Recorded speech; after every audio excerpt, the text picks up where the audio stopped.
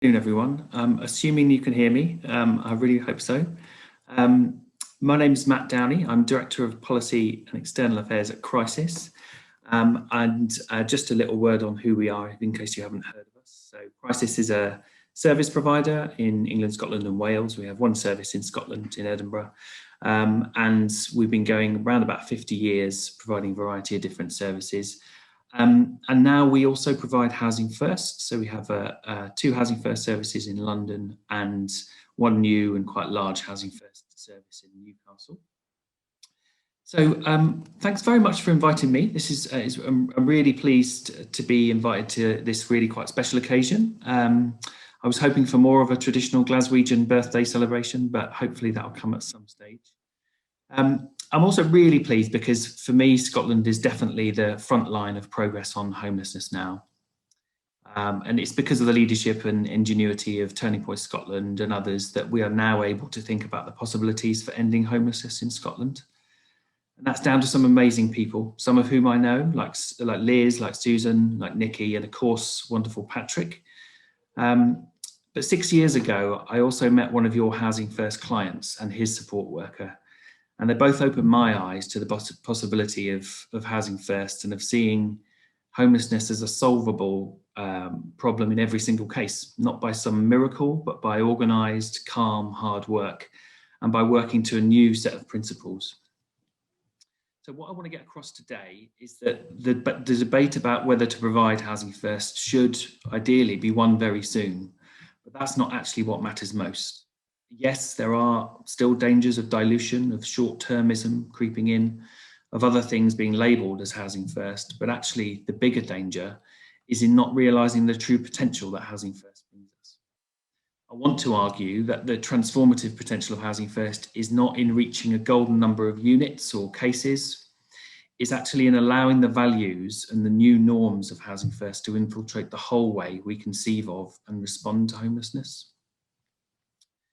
So has the debate about whether to provide Housing First as a programme been won? Well, no, but we are getting there. It's definitely growing in numbers across Europe with a fast pace of growth in some countries like France and Austria and now in Scotland. The UK evidence base for metrics on tenancy sustainment are good and in some places are at the top of the range. So it just can't be said anymore that we don't know if it works here. So let's move on from that. And we can also see much more clearly now that the factors holding back its success are not to do with Housing First as a model, but are much more about the brittle and damaged welfare states that Housing First operates within. So to win the debate fully, I suggest we need to do a few things. So yes, deliver at scale. And many of us are watching the Pathfinder programme in awe. We really are, willing your further growth, taking every opportunity to champion what you're doing. Please keep pushing the success of the model in the public sphere, framing it as a collective success for our society as a whole, because framing really matters on homelessness. But we must also call out and resist attempts to dilute the model, especially when commissioners come calling with offers to pay for substandard models, things that aren't Housing First but are called Housing First, all of the things you know about. And let's also push the evidence base into new territory. Let's not imagine that there's no more evidence to gather on Housing First. The wonderful Rock Trust Housing First for Youth project shows this, and the growing domestic abuse and Housing First agenda too. And perhaps controversially, it's also okay to now start pushing back on those that say 15 to 20% failure rates for those with extremely high needs actually undermine the model. The more I learn about this, the more it seems obvious that there are too many people dumped into the homelessness system when actually registered or even palliative care would be offered if they hadn't also been homeless.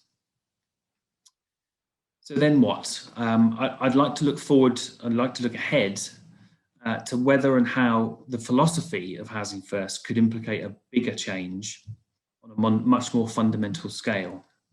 If you'll sort of indulge me for a minute on a personal story, I came into homelessness after working on children and families issues. And one of the striking comparisons was that while social work has many fundamental rules, principles, working to the science of brain development, grounded in attachment theory, and even to codified ethics, homelessness seemed to be random. It seemed to be unregulated, confusing, and sometimes cruel. I didn't understand why it was possible that in the same city you could have both the Belgrove Hotel and the world-leading Turning Point Scotland Housing First service. I'd like to suggest that the fundamentals of Housing First could be the underpinning values and principles for every homelessness policy and intervention could actually be our new code. For me, this needs thinking about both in terms of public policy and of practical delivery too. Applying the philosophy of Housing First to homelessness policy would mean a few things. Firstly, housing is a human right being enshrined by law. Not in a passive or minimal way that has been done in some countries, but instead setting out how communal living is only ever by choice because of the right to private life, and setting out targets for ending homelessness directly tied to targets for more housing. It seems simple, but actually in the countries where we've made a big difference, that's really important. And it would mean a more assertive role in the transition to rapid rehousing that's begun in Scotland, with support for workforce training and development, for the dual running of services where we need to transition services, matched by tighter reporting and regulation and funding. And on funding, it would mean a cross-party consensus over election cycles to fund flexible support for as long as is needed, not just for Housing First support, but for all high-quality housing-led programs. And it would take the principle of choice and control, so important to Housing First, and applying that principle to homelessness prevention. It's my view that changing the law in Scotland so that housing options is about upholding dignity through choice and not about waiting for people to become homeless and then being told where to live is really important. Housing First as a philosophy is also about normalising the treatment of people, allowing those who happen to have lost their home to avoid coercion, being labelled or stigmatised, instead allowing people to make the choices and even the mistakes that everyone else is allowed to make. A national outcomes framework, a model of systems fidelity, not just programme fidelity, that enshrines these principles would see all funding streams dependent on adherence to them and bring the same rigour and consistency of training and development to all frontline staff as you would find within great providers like Turning Point Scotland. And on a practical level, it's about applying the principles of Housing First to other interventions.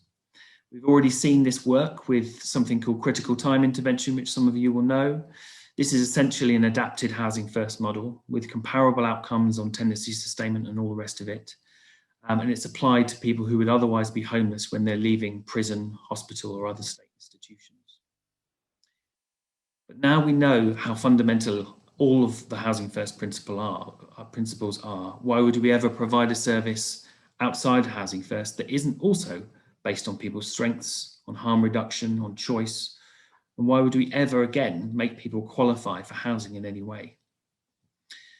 We talk a lot about, and I definitely talk a lot about, the success of Finland, and rightly so. It is the leading example of how homelessness can not just be reduced but ended across the whole world.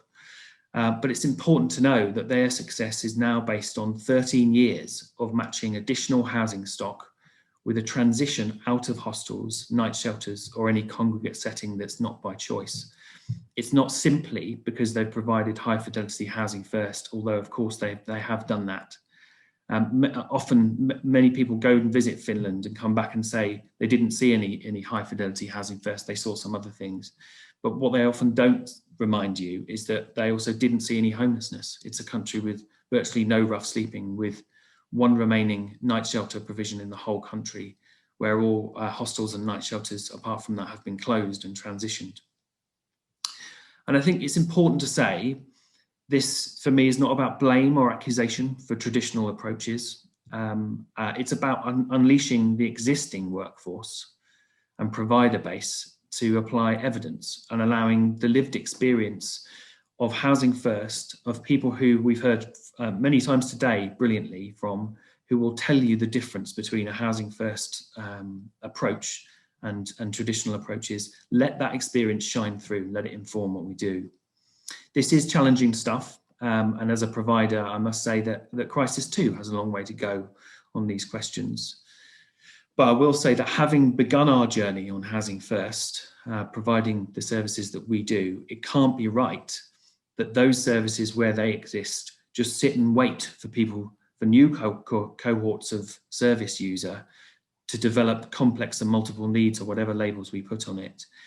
We can't just sit there in those ecosystems. We must provide the other services that are also housing led and use the housing first principles. So just to wrap up, just to say a couple of final things. Yes, I think we should keep growing the program of Housing First as a evidence-based program with high fidelity models. There's no doubt about that, and we know that there are many thousands more people that should be accessing Housing First to deserve it. And frankly, a lot of people, I often think when I meet Housing First service users, I feel like we don't just owe them Housing First, we owe them reparations for how they've been treated in the past. But let's not also sort of let this moment of breakthrough, particularly in Scotland, pass us by. Because for me, the ultimate test of Housing First is not whether we achieve more of it, but whether over time, by applying its principles more widely, that we actually need less of it. So this means getting behind the radical new agenda to prevent homelessness across all public services in Scotland. The work of the Prevention Review Group, which we've been involved with, the crisis that Suzanne Fitzpatrick has been sharing, is absolutely vital. It also means getting serious about and even challenging policies and services that don't meet a test of systems fidelity. And Scotland is much further advanced on this journey than certainly anywhere else in Britain. But whilst we still have services that we think are not just not meeting Housing First systems fidelity, but actively working against them, then we've got to be open about it. We've got to challenge that and do it responsibly without blaming people, but really we've got to challenge it. So Scotland really does have the building blocks in place. It's got the sector leaders in Turning Point Scotland, and certainly in Homeless Network Scotland, Simon Community, and many others. And just finally, it also has an election coming up where together we can secure the beginning of the end of homelessness and lift our ambitions simply away from providing more services to actually seeing the beginning of the end of homelessness completely. So thank you for listening. I hope that's provocative in some way, and you may disagree with some of what I said, and that's absolutely fine. And very happy birthday to the Turning Point Scotland Housing First team. Thank you. Yeah, thanks very much for that, Matthew. I was just looking at a few of the questions here. I'm just going to start from the bottom and work up to the top. There's a couple here that, yeah, for myself in particular, I'd be interested to hear your thoughts on. But so you'd said there, communal living is a choice. So it's not something that would be imposed upon people in the Housing First model. But the question here seems to be, can Housing First work with people who choose to live communally? Would there be any barriers or blocks there? Well, I think if I can start by answering that question, to talk about choice in housing in Scotland generally, because there is quite an unusual settlement compared to anywhere else in Scotland, whereby the really amazing housing rights that people enjoy in terms of the abolition of priority need, and the way that leads people through to social housing quite often is quite rightly lauded, but I think has got in the way of some of the choice agenda and the work of the Prevention Commission in relation to the prevention duties work that we're doing has been really informative for me, because it shows that when you ask people themselves where they would like to live, of course there's a range of options. People won't always say social housing in a kind of one bed unit. They will say, well, actually, maybe I do want to share with my friends. Maybe there is a role for home ownership or the PRS or whatever. And I think it's not for, I don't think it's for us as people who design services and policies to dictate to people where they should live. And I think in the most mature Housing First settings, what we're now starting to see is, so for example, people in later life wanting to live with other people, and not because they want some form of traditional model of hostel, but because much like people within Housing First for Youth programs, actually having other people around you when you've gone through a period of your life when perhaps you used to be in relationships and now on your own, actually you want some company. And there's nothing wrong with that. Why would we stand in the way of the choices that people want to make in terms of how they live? And I do think that we need to be really resilient in not allowing the kind of fidelity of Housing First to put barriers down in front of the choices that people want to make. Thank you very much for that. This maybe relates slightly to that question. Can you share an example of how you refused concessions on the model when asked to by commissioners? What was a successful or unsuccessful way to deal with that? So I can't, because Crisis doesn't doesn't run its Housing First on commissions. We fund it ourselves. So I cannot do that, I'm afraid. But what I can do is tell you that I've had a number of conversations with organisations who are now fighting this, who are wondering whether it's better to stick to the fidelity of what they provide as organisations, or just to provide something, because if they don't, then they're worried what else would happen. And I just think it's a slippery slope. I think that we'll all regret it if what we do is degrade what Housing First is, simply because of the financial situations of commissioners, or even misunderstandings of commissioners. And I think the bravest thing we can do is not go down that line, however kind of tough those decisions are, because I'm convinced we'll look back and regret it.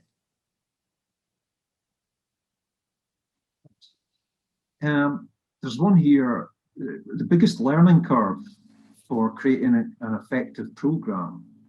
I don't know if you can say anything about that. Well, I think now that we've been through this process a couple of times, I think the difficulty that we've had to learn ourselves through is so probably two things, I would say. So one is the challenge that all of us should face in letting services be co-produced through lived experience and peer learning. And I think, again, what that means is when something is so tightly defined as Housing First, actually being able to work through the details of it with people who have experienced or are experiencing homelessness right now means having to be a bit flexible about some of those things. I think that I remember recently talking to somebody who'd set up a Housing First service who could not see their way through to the point at which you would continue engaging with people who are particularly rough sleeping, who continue to tell you to F off and don't want to know you and all the rest of it. And I think what's sometimes slightly countercultural, particularly for people who are used to the concepts around service resistance and that kind of stuff, is that that by its very nature, being told that by somebody that they don't want any help, or particularly a Housing First service, probably means you are reaching exactly the right people, and that's just something you need to really keep supporting frontline staff on. And that certainly occurred in the startup for our Housing First teams. And probably the last thing is just that, very sadly, I think from my perspective, what we've learned is we have to start replacing some of the things that you can't rely on in terms of local, particularly mental health provision. So we actually find ourselves halfway between the sort of North American and Scandinavian models, where we don't have no welfare state, but we do have some gaps in our welfare state. So we've had to add things to our Housing First teams that you ideally wouldn't have to add. Actually, I think that leads nicely on to this next question. Something that we've encountered, certainly for myself, back when I was doing support work. Within health services, there's often a difficulty in marrying together, if somebody's got substance use issues, and if there's co-current mental health, it can be quite complex sometimes to get folks the right services, to get those services joined up. So I guess the interest in this question is, can Housing First have an influence on that? I mean, is there any way that Housing First naturally brings those together? Or will Housing First maybe affect things at a policy level in that regard? Yes, 100% yes. And the thing that the thing that I think can help us break through, not actually just on access to mental health services or addiction services, actually it can help unlock provision of housing itself, is that quite often many of those other services simply don't believe that the level of intensity of low case ratios that are inherent to Housing First will ever happen, because they've gone through so many promises from different bits of homelessness provision that will say, don't worry, give people access to this, and we'll do the heavy lifting behind the scenes, or the person attends, or if something goes wrong, we'll be there to support that person. And I think once people get it and they see, genuinely speaking, that this is the highest possible kind of intensity you can get in homelessness and actually in many kind of social services, and they see it in action and you build trust over time, it unlocks things. But I think there is something very sad about this as well, which is, I mean, I was talking to a council down south recently who were saying, look, if we just had access to the acute addiction services that we need, we wouldn't need Housing First. That we're sitting here watching people develop into some of the most chronic health conditions and other things simply because of the absence of basic good quality specialist services. So we also, I think, face the danger that sometimes Housing First is picking up the pieces from failures in other services too. Thank you for that. Certainly interesting for me, as I say, because that's been a barrier. So by the sounds of it, that's going to help to join up services, but it's not going to replace them. Would I be understanding it correctly from you? That Housing First currently plays a role in that, but also seems to be a counter argument that if those were in place and working in fidelity, I mean, do you believe that Housing First wouldn't then be needed if those two things are working together? So I 100% do believe that. So it's the same as any of us that have ever been involved in a serious case review or anything like that. You can identify multiple occasions when services further upstream could have really made a difference to somebody's life and help them avoid escalation of need. And I think, most people with lived experience that I've spoken to will be able to reel off a whole series of opportunities that have been lost.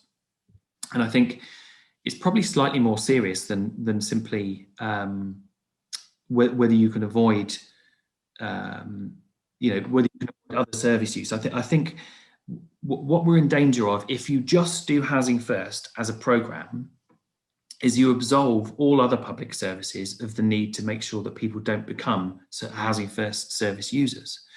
And I think it's really really dangerous just to point to the only reform that's necessary within the homelessness system being an addition of Housing First, because it says, don't worry if things fail in other areas. We've always got this service of last resort, which is the most expensive, most intense. And I know, particularly in Scotland, and I really like the sort of the work that's been done under the Everyone Home Collective and all that kind of stuff, where you can see that actually that's just one housing-led service, but if everything else is housing-led, so that the provision of immediate access to housing is in itself going to prevent issues for people, but also access to really good high-quality support services before reaching the need of Housing First, then of course you won't need as many Housing First placements in the end. It stands to reason. Also here, the idea that it seems like there's an influence happening across Europe in terms of government policy or attitudes towards homelessness. So there's an interest here about in which countries have you seen, where has the most influence been, in which European countries, and I guess, what does that influence look like? Yeah, so I think there are some obvious candidates that, so there are some places where there is an increase in scale of Housing First, where there's simply more units, more commissioning of it going on. I think of places like France and Ireland and other places. But in those countries, you're also seeing an increase in the opposite type of provision. So the most frustrating thing in Dublin, for example, is that there is at least as much increase in congregate night shelter provision as there is an increase in Housing First, which feels sort of kind of counterintuitive. And the countries where it's different, where it adds up to a comprehensive government strategy, are the obvious ones. It is, in all parts of Scandinavia, there is certainly a better scenario than most other countries. Denmark is good, but they don't have enough housing supply. Similarly with Sweden, they're better than many other countries. And Finland is just head and shoulders above everyone else because they've stuck at it.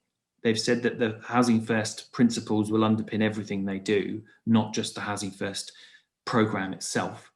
And they've stuck at it for so long that it's obviously making a difference. But if we were having this conversation anywhere else, the second place I would point to would be Scotland, because there is a genuine sense of political consensus now that the housing-led approaches are the next iteration of making the most of the kind of world-leading housing laws and homelessness laws that exist in Scotland. And it's not always popular to say this to a Scottish audience, but comparatively speaking, the amount of housing supply that's available is much, much more generous than it is in most other European countries. And a continued investment in social housing is happening, so we can start to imagine a different future. I mean, for me, that's one of the great things about Scotland, the changes in housing legislation, the openness of housing to everybody, such an important thing. You're referring to that as being a right, or right for people to be able to have access to. Also here, I don't know if you will, but there's an interest in, would you see the Housing First philosophy adapting or changing over time? Or would it remain by its core principle? Well, so this is one thing that has changed over time, and it was a few years ago. I remember talking to some people from Denmark and Sweden who had, in their programs of Housing First, really opened up. And I think there was a question earlier from Melanie Schmidt on the chat about this. The idea that you actually open up who qualifies for Housing First, so that you gatekeep it less. So that you don't have to be as sort of demonstrably complex or multiple in your needs. And I don't like using those terms, but I use them because that is how people gatekeep the service. And what people have done over time is just say, well, look, if anyone's been rough sleeping, why do we need to prove any more complexity than that? They're clearly, people that need somewhere to live and undoubtedly will have some form of, because of the general statistics on rough sleeping, we're very, very sure there's going to be support needs in there. And then I think the critical time intervention example I mentioned, particularly, is what we've seen as that's been developed is that, essentially what happens is let's say a month before somebody is discharged from hospital or released from prison, the support element of Housing First starts before they even become homeless or at risk of it. And continues through their kind of exit from a state institution and for as long as it's needed, normally for a sort of 18-month period. But if it's longer, then it transitions into Housing First. And I think that sort of knitting of Housing First into other points of intervention and particularly prevention of homelessness must be the next kind of battleground for us. And I remember, I think it might have been Sarah Johnson or Suzanne Fitzpatrick saying, you know what, Housing First is the one thing we don't need any more evidence on. And I sort of politely disagree, actually, that we don't need any more evidence on the central sort of model, but on its implications for other models, we do need more evidence. And I think we need more testing and more bravery as well. Yeah, thank you. This maybe relates to some of the things that you've already just said, but I'll read the question out. So it's saying here, how would you suggest we engage with other parts of the system to ensure they move forward with this philosophy without them feel that we're blaming them? So I guess what I'm getting from this is that there's a sort of defensive attitude can maybe come from folk when the housing first model is being presented to them. So yes. Yeah. I mean, I think I would personally sort of take a fair amount of sort of I've learned some real lessons about this, because I think even with careful language, it can really sound like if somebody, it can sound like you're sort of, if not blaming somebody or blaming a service provider or a set of people for what's gone on, you're sort of saying, but we've got something better for you, so please change. And that's an awful thing to say to somebody who's, particularly those people that have given their lives and many years to doing wonderful things to help other human beings. I think it's really difficult, and all I can say is that we've done a fair bit of work on this in places right across the UK now, looking at the kind of feasibility of bringing in housing first and housing led solutions, and that actually the voices of frontline staff about telling tales about the frustrations they face with staircase models and all the rest of it, and putting people who are homeless into sort of computer pathways. Actually, they're some of the most fervent voices for change. And we should probably rely on those voices more than we do service managers or commissioners, who might be the ones that are expressing most of the defensiveness. And the other thing I would say is that, Housing First didn't start as a housing intervention, it started as a health intervention. And we quite often, we start with, and I did it today, we start with tenancy sustainment, and then we might move out to some of the other outcomes. But actually, to get investment from and interest from all of the other areas like criminal justice and health and all the rest of it, why not start a different set of discussions with those people, not about whether they want to dismantle hostels or whatever it might be, but whether they want to start something which is housing first or led by those principles from within those settings.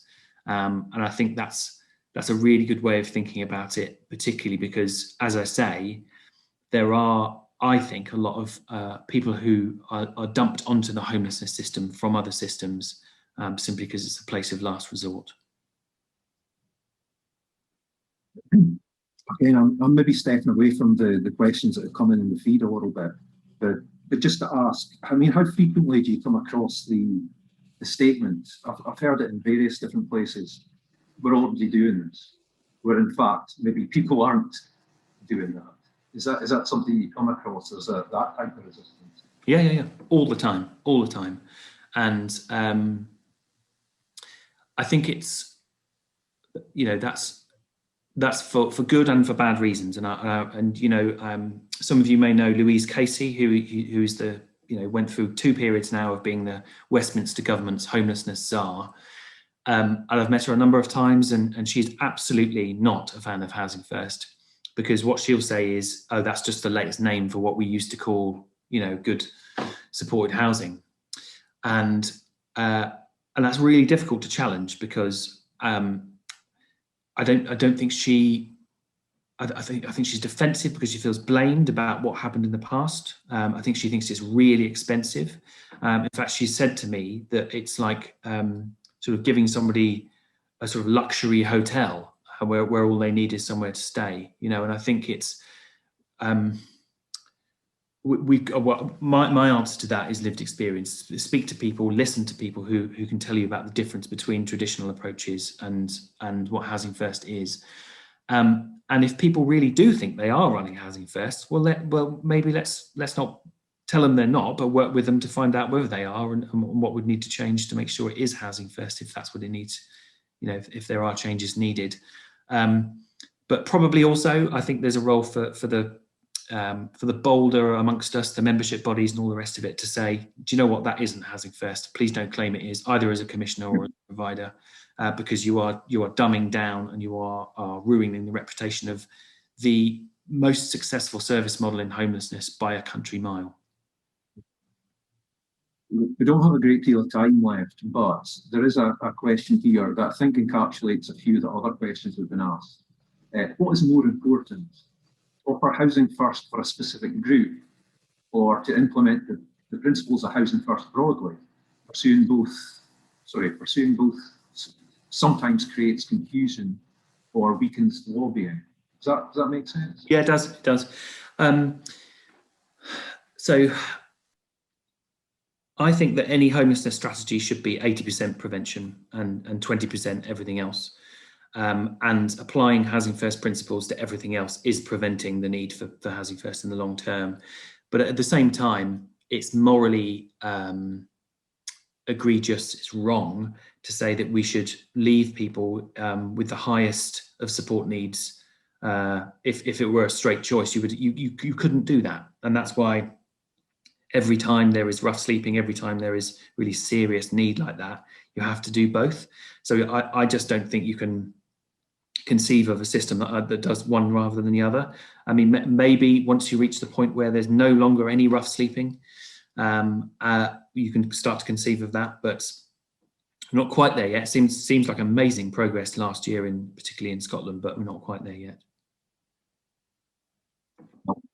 Many thanks, Matthew. I think looking at the time, it's probably be right to bring this session to a close. But yeah, just a personal thank you for answering those questions, and particularly the one to do with what's sometimes referred to as dual diagnosis. That was something that's fascinating to hear you talk about. So thanks. Great.